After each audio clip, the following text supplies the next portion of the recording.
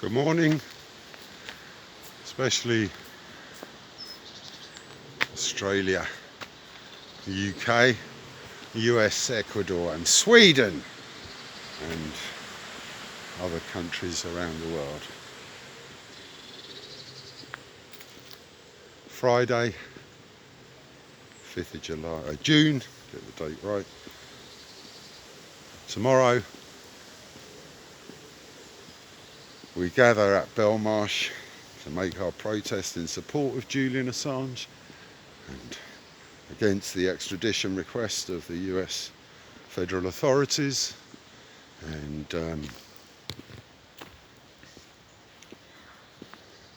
we need to remind those, especially Governor Rob Davis and his staff, that their treatment of Julian Assange, we feel, is completely unacceptable, not only breaking all our national but international laws and treaties in regards to the treatment of detainees. And Julian Assange, in a high risk environment, especially our prisons, care homes and our public institutions, still vulnerable, and now they're saying, this brilliant United Kingdom government, that it's all back to normal, back to work, but you'll have to wear face masks, and if there's any doubt, we will arrest you, test you, trace you and treat you, if only, should you fail to comply with the current regulations.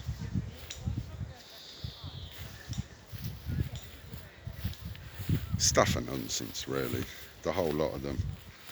They're way too late. If they wanted to do genuine testing and tracing and treatment, would have done it in January or February, and would not have had the casualty rate we currently claiming number 2 spot, I'm told.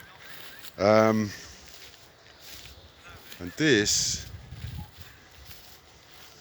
is only going to lead to more casualties, almost guaranteed.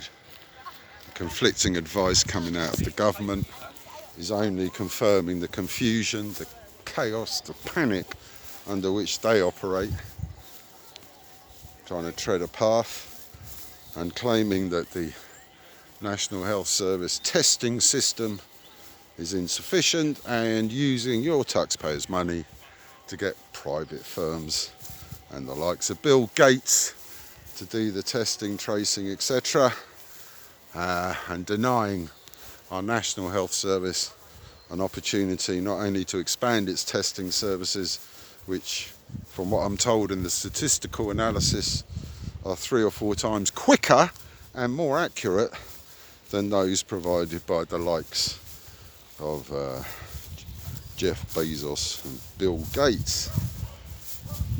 So once again, your National Health Service still being privatised, still being carved up and sold off, and the contracts worth hundreds of billions around the world are not being done through our public institutions as they once were, but are relying on those who spend the majority of their life on their super yachts or their private islands. Julian Assange is proof that our democracy has been usurped, that the arbitrary arrest and torture of innocent people can be carried out in broad daylight, and no voice within the government or the services to speak up in his defence. Well, I don't know. I think, as you know, it's all connected to the basic freedoms and human rights that we have fought for and demanded over the years successfully.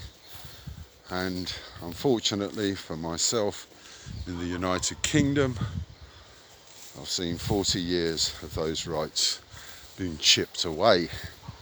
And when they end up doing what they do to a guest in our country, an award-winning publisher, and a man who has revealed beyond doubt that he is one of the leading publishers of state and security service misdeeds, their war crimes, and the targeting of civilian populations illegally against all international treaty and national treaties. And when you can do that abroad and kill, blow up, shoot, maim black and brown people, then it's only a short step before you're doing that at home.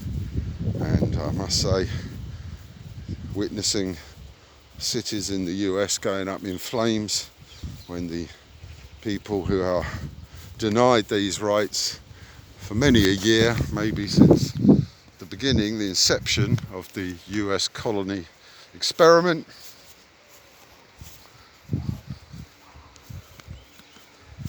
confirms that these techniques that they're using on Julian and on others are turned against their own citizens, who are now treated as spies and people with computer intrusion, filming stuff on their phones and putting it on social media. So welcome to 1984. We are truly there now. The Orwellian nightmare. We were warned. We were told that if we sacrifice the truth and we have no accountability of those who lead us and those who spend our money, well, they steal our money, they claim they're spending it, a complete and utter shambles. Thank you, Boris.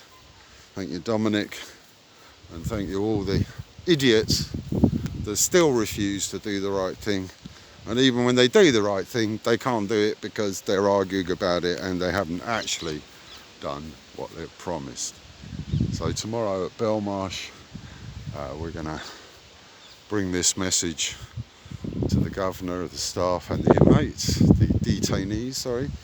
And maybe you can join us tomorrow, keeping an eye on the forces of law and order that no doubt will be there to supervise a peaceful protest, hopefully in the style of a local parish council in Kent and not downtown Minneapolis or Chicago. EF Press on the Heath, on the beat, in support of Julian Assange. Make a difference.